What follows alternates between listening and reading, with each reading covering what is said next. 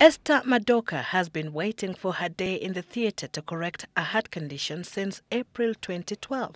16 months down the line, the long wait continues. She takes drugs daily to sustain herself and keep the pain away. And she will have to wait a little longer because her only hope for treatment in Kenya, the Kenyatta National Hospital, is jammed, literally. Nilikwambia tulianza 78. Same theatre, same infrastructure. We have the same old roads we've had for quite a few years, and all of a sudden, roads built for 10,000 cars have 1 million cars. So what do you expect? A traffic jam.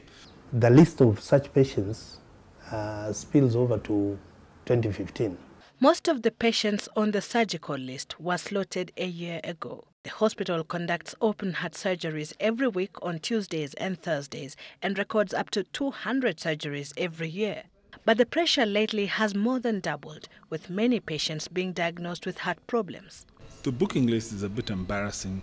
Even if you paid now fully, your patient will not be able to get that treatment or that such a surgery done until 2015, sometime in 2015, probably towards the end of 2015. Really, it's not acceptable, but we are constrained.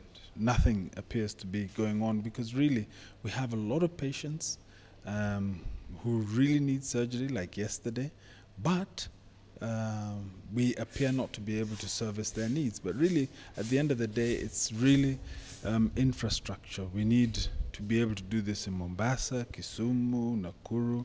We need to do it across the country. Esther had to relocate from her home in Wundanyi in Voi County to live with her brother, John Mwanyalo Madoka, in Nairobi in order to access the treatment she needs. Together, they have been through the anxious wait for treatment. Her brother fears that her condition is worsening. The heart is a very vibrant organ when all systems are going, all the valves are pumping rightly.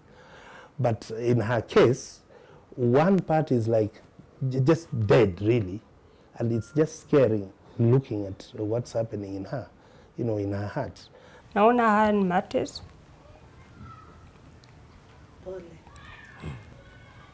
Kwa hivyo mimi ningetaka msaada wa haraka. Dr. Munene, however, says sometimes doctors make a collective decision to bring forward a patient whose condition is serious. Things are not cast in stone. We don't just look at you and say, you came this month, so you must wait 1 year or whatever. We also look in terms of the necessity, the need for the operation. Still, the hospital is swamped with urgent cases because treatment here is highly subsidized. Open heart surgery costs 175,000 shillings for patients with National Hospital Insurance Fund cover here. The same would cost roughly 1 million shillings in a private hospital. We are overwhelmed because we are affordable.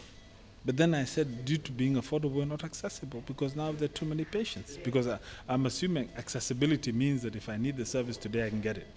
Affordable but inaccessible treatment, unless one is able to wait. But to be asked to wait for patients with heart problems sounds just like a polite death sentence. The heart is a vital organ that distributes blood and oxygen to all parts of the body. Any defection on any of its valves or arteries is life-threatening and should be corrected the soonest possible. Esther's condition is known as rheumatic heart disease. She needs a valve replacement urgently, as stated in her doctor's report of 2012. Ugonjwa waweza tibika. Tena ni kazi rahisi. Ni kutoa huo mshipa na kuweka artificial. Sasa hivyo ndio daktari alisema. That may be the case, but looking at the bigger picture, funding for heart treatment in the country, according to doctors, is almost insignificant compared to the funding directed to the major killer diseases. If you have malaria, malaria kills. It's one of the biggest killers. Respiratory diseases is a bigger killer than heart disease. The fact is, when you have a population that large, you have to factor in, where do I take my money? Where am I going to be more effective? It's a delicate balancing act which either way makes the difference between life and death for all patients. Perhaps a strict adherence to the Abuja Declaration that requires 15% of the national budget to be allocated for health would ensure all diseases receive proper attention. However, this financial year, the government allocated only 6% of the 1.6 trillion budget to the health ministry. Sylvia Chebet, Citizen Live at 9.